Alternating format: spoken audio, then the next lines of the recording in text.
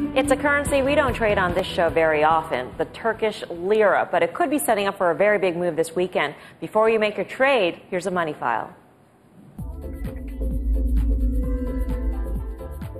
It is the growth story no one is talking about, Turkey. Since 2002, its economy has grown at a 6% clip, but Turkey also has an election no one is talking about. This Sunday, the Turks head to the polls, where the ruling party is expected to win. And some experts say that could fuel even more growth. But before you cast a trade, Andy Bush breaks it down. And everything you need to know about this trade is in a plasma screen to my right, where Andy Bush is about to break it down. Andy. You know, I'm never going to live that down. Jumping ahead and not going to the plasma. So here I am. Yes, we're actually going to go to the plasma this time, so Max will be happy. Look, Turkey's got an election this Sunday, and it is really important, and a lot of people are not discussing it because there's so many other bad things going on in this world. Turkey has some serious issues they got to get through, and this election is critical because it's going to decide who's the majority power. The AKP is likely to win this thing. Erdogan is likely to remain as prime minister. Their party's been in power for the last 9 years, and they've had spectacular growth. But it's at the point right now where some serious issues regarding the Constitution have to be decided on. So that's, to some extent, what this election's all about. So as we're flipping through some of these things, I want to go through some of this. The best case scenario, can we go back to the other one? Because I want to run through the first two. Can you go back on the plasma? I guess not. You got it? If you would bring the, okay, bring it back up.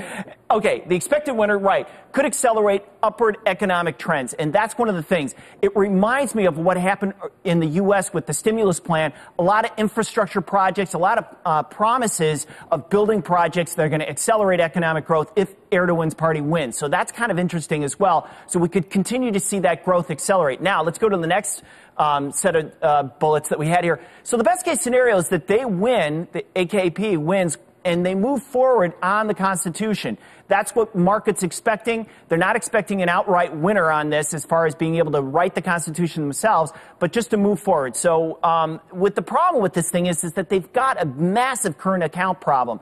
Next week, we're going to get a current account number that's supposed to be minus about $7.8 billion. Since 2010, their current account has basically cratered. About 30% of this was oil, but it's still killing them. So they're going to have to go through and deal with this coming soon. So we got rate hikes down the road. We got slowing growth. So let's talk about this trade. Usually that's where Melissa says, Andy, your trade. So Andy, I'm going to do this. Let's talk about your trade. Thank you, Melissa. Well, you just said let's talk about the trade, so I thought you were going to go for it. No, so I was like, buddy. I better wait this time or I'm going to catch more hard time. So what I want to do is I want to fade the expectations. It's similar to what we did on Wednesday with the ECB. Here, I think the market's priced in, a happy scenario. I don't think it's necessarily going to happen. So I want to buy U.S. dollars. I want to sell Turkish lira about current spot levels, 157.75. I want to leave about 100 points loss, about 156.75, because that's below the recent lows of 157. And then I'm looking for about 300 points to the upside on this baby, so about 160.75. Right. So that's my trade. Rebecca, you literally were just in Turkey. So yes. What do you think? No, I had the chance to spend a few days in Istanbul with clients this week, and the one huge positive you hear is the population. Something like 40% of Turkey's population is under the age of 24. So you have a demographic dividend as these people get jobs, have income, buy their first TV, their first car, bar shopping more. So that's a positive. As Andy said, you've got a lot of negatives with the current account. And Turkey, because it's a high yielder, 6.25% on the short-term rate, is very sensitive to broad risk appetite. So almost regardless of the election this weekend, risk appetite swings it around. The one thing I'd say on the election, and Andy and I are debating this a lot, is what is the most market-friendly outcome? I think, frankly, if the AKP, the leading party, gets less than a qualified majority, but enough votes that it can make amendments to the Constitution, that's going to be the best case for the lira.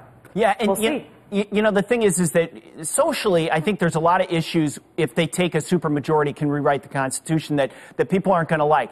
But from a market standpoint, there may be a different kind of vibe to this. So I'm not quite sure I buy that. I think market, given MENA, Middle East, North Africa problems, right, they're looking for some stability here. And if they get it, I think they'll be happy. All right, we got to check the technicals on this. I mean, you guys are debating. People at home want to know what the deal is. So, joining us today in his first ever appearance at the Money Map is Greg Tricoli of thechartlab.com.